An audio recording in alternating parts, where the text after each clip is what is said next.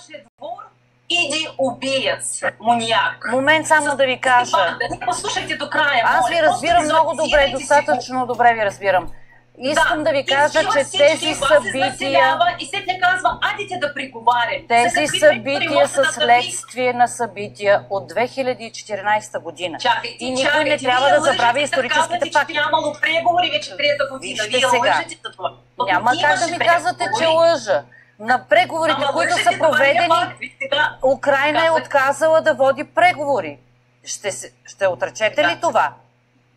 Аз искам господин Радев да покаже пример как се водят преговори с маньяк и убиец, който иска да ни унищожи. С тези изказвания господин Радев само каза, защитник на Путин. Този геноцид, който Путин извършва. Слушайте ме, аз не съм защитник на Путин, но не бива да забравяме, че в Украйна 2014 година се положиха основите на това, което в момента се случва. И вие би трябвало най-добре да го знаете това при положение, че живеете в Украйна. За мен като българка... Какви основи? Дайте да се разберем за какво говорим. Какви основи се положиха 14-та година? За кое? За пълномащабна агресия на Путин да дойде да извършва геноциди. В Донбас събитията. Добре, какви събития в Донбас? Няма да ви изнасям лекции по история. Вие си ги знаете, там се извърши...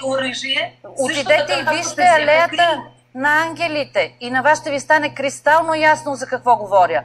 Значи не може да прехвърляте... Не знам кой сте вие и наясно ли сте с международните закони и с това как ги наруши Путин още през 2014. Абсолютно вярно казвате само това, че точно тези събития станаха основанието ние да се защитаваме. А геноцида, който се извърши върху хората в Донбас. Вие защо казвате, че само позицията на Путин е грешна? Ни излига и направи наопаки. Той каза, че няма да превзима Крим. 2014 година той го превзе. Той каза, ние абсурд, никога няма да нападем Украйна. Той го направи. В Крим се провел референдум и вие трябва да го знаете това.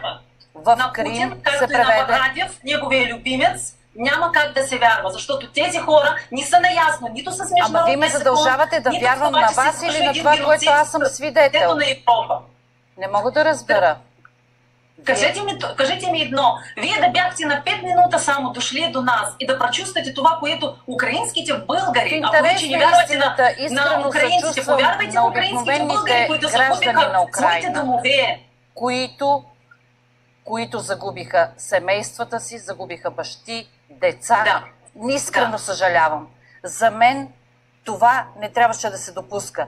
Трябваше украинския президент трябваше да води преговори. Трябваше да води преговори. Гледайте, цената на преговорите може само да бъде такава. Нас да не съществува. Ние не разбрахте, че Путин, до сега, че Путин не му трябват територии. Той има 7-8 или колко там планета слуша. Той не му трябва територии. Той иска нас да ни унищожи. Той не му трябва никаква връзка с вас персонално. Въпросът е, че Украйна имаше намерение да направи натовска база, да бъде включена в НАТО. Вие забелязали ли сте на картата около Русия колко натовски бази има? Добре.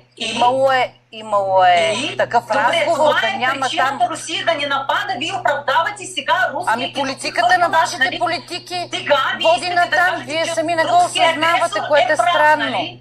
Защо не осъзнавате? Нещо не е наред с вашите умове, ако вие защитавате агресора. Въздържайте се от такива квалификации.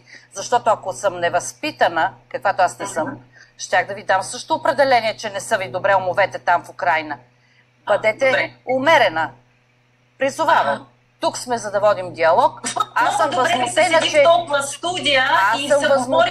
че вие не говорите за мир. Възмутена съм от това, че граждани на Украйна с скъпи коли се разхождат из европейските градове и столици. Че украинските жени пазаруват в столични бутици на най-добри в Монако, в Милано.